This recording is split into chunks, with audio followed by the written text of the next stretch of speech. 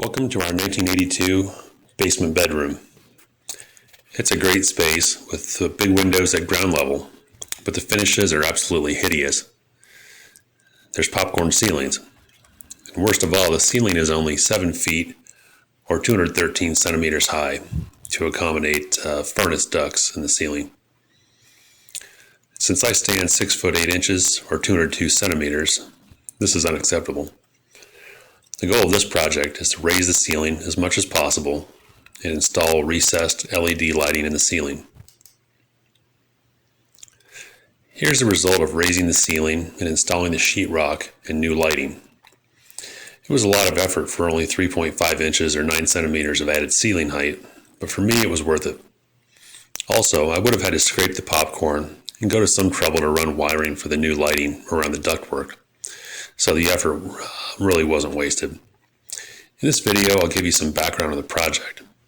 In later segments, I'll show you the project as it progresses. The basement has ceiling joists on a 24-inch center. The joists are 8 feet or 96 inches off the ground, and the duct is 8 inches high. So the maximum theoretical height that I can achieve for the ceiling is 88 inches or 7 foot 4.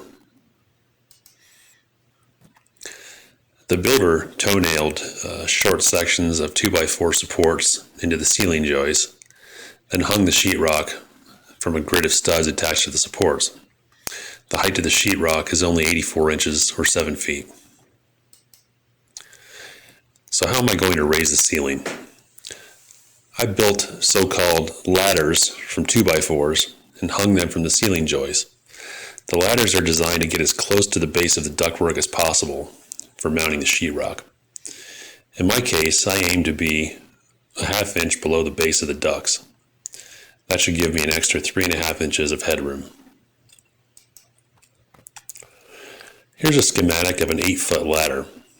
People typically build ladders when they install soffits.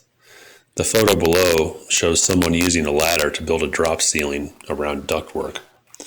The ladders are far more stable than single 2x4s.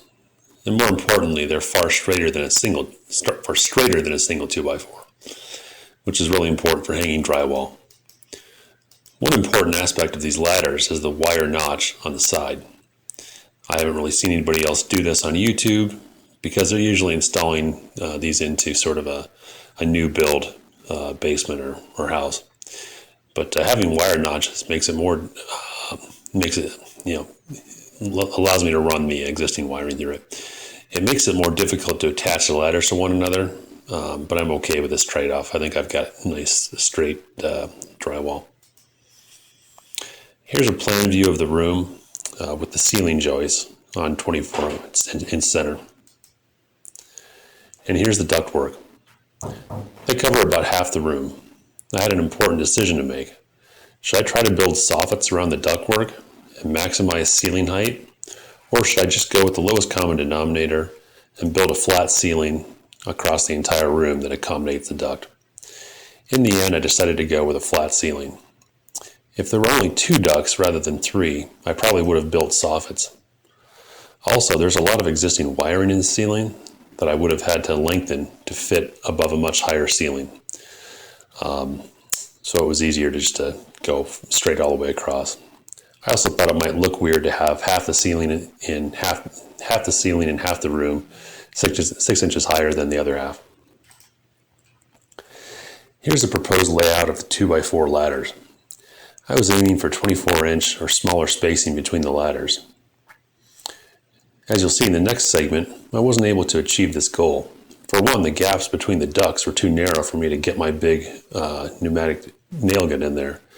So I had to build it like the original builder, with the sheetrock attached to single 2x4s hung from the joists. To do this, I repurposed the existing studs because these were probably straighter than the new studs that I bought from Home Depot. Also, I didn't double up the ladders in the center as proposed here. Frankly, I just ran out of 2x4s and was too lazy to go back to Home Depot. And here's the lighting layout. I ran wire to connect the existing switch to 6 lights. I bought a 10-pack of small 35-watt equivalent LED lights off of Amazon for less than $6 each. These things are great.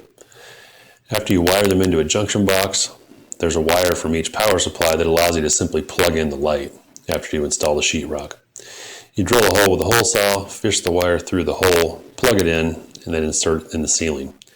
These clips hold the light in place on the drywall, so there's no need to attach to a stud like the old can lights. These little guys are amazing, and I'll never go back if I can use these. So in the next segment, I'll show you the actual project from demo to ladder construction, and finally the installation of the drywall. The link is in the description.